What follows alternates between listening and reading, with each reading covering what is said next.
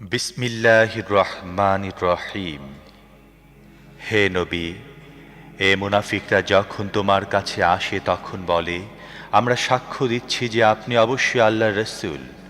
আল্লাহ জানেন তুমি অবশ্যই তাঁর রসূল। কিন্তু আল্লাহ সাক্ষ্য দিচ্ছেন যে মুনাফিকরা অবশ্যই মিথ্যাবাদী। তারা নিজেদের শপথ সমূহকে ঢাল বানিয়ে রেখেছে।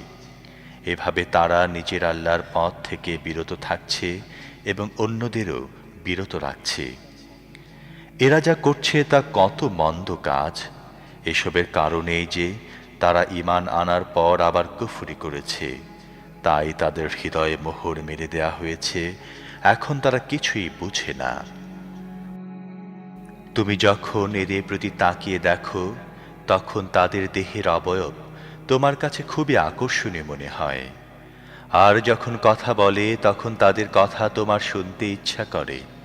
কিন্তু প্রকৃতপক্ষে এরা দেয়ালের গায়ে খাড়া করে রাখা কাঠের গুঁড়ির মতো। যে কোনো জোরদার আওয়াজকে এরা নিজেদের বিরুদ্ধে মনে করে। এরাই কট্টর দুশমন। এদের ব্যাপারে সাবধান থাকো। এদের উপর আল্লাহর গজব। এদেরকে উল্টো কোন দিকে নিয়ে যাওয়া হচ্ছে।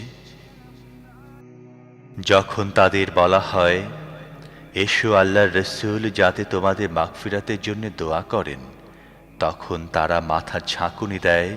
আর তুমি দেখবে যে তারা অহমিকা ভরে আসতে বিরত থাকে।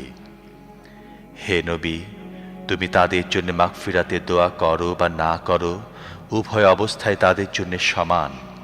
আল্লাহ কখনো তাদের মাফ করবেন না। আল্লাহ ফাসিকদের কখনো হিদায়াত দান করেন না। এরাই তো সেই সব লোক যারা বলে, আল্লাহর রসূলের সাথীদের জন্যে খরচ করা বন্ধ করে দাও যাতে তারা বিক্ষিপ্ত হয়ে পড়ে। অথচ আসমান জমিনের সমস্ত ধনভাণ্ডারের মালিকানা একমাত্র আল্লাহর। কিন্তু এই মুনাফিকরা তা বুঝে না। এরা বলে, আমরা মদিনায় ফিরে যেতে পারলে যে সম্মানিত সে হীন ও নিচুদেরকে সেখান থেকে বের করে দেবে। অথচ সম্মান ও মর্যাদা তো কেবল আল্লাহ, তার রসূল ও মুমিনদের জন্যে। কিন্তু এসব মুনাফিক তা জানে না।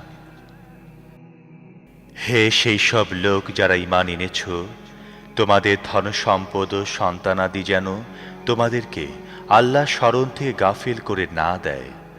যারা এরূপ করবে তারাই ক্ষতিগ্রস্ত হতে থাকবে। আমি তোমাদের যে রিজিক দিয়েছি, তোমাদের কারো মৃত্যুর সময় আসার পূর্বেই তা থেকে খরচ করো। সে সময় সে বলবে, হে আমার রব, তুমি আমাকে আরো কিছুটা অবকাশ দিলে না কেন? তাহলে আমি দান করতাম এবং নেককার লোকদের মধ্যে সামিল হয়ে যেতাম। অথচ যখন কারো কাজের অবকাশ পূর্ণ হয়ে যাওয়ার সময় এসে যায়, তখন আল্লাহ তাকে আর কোনো অবকাশ মোটেই দেন না। তোমরা যা কিছু করো সে বিষয়ে আল্লাহ পুরোপুরি অবহিত।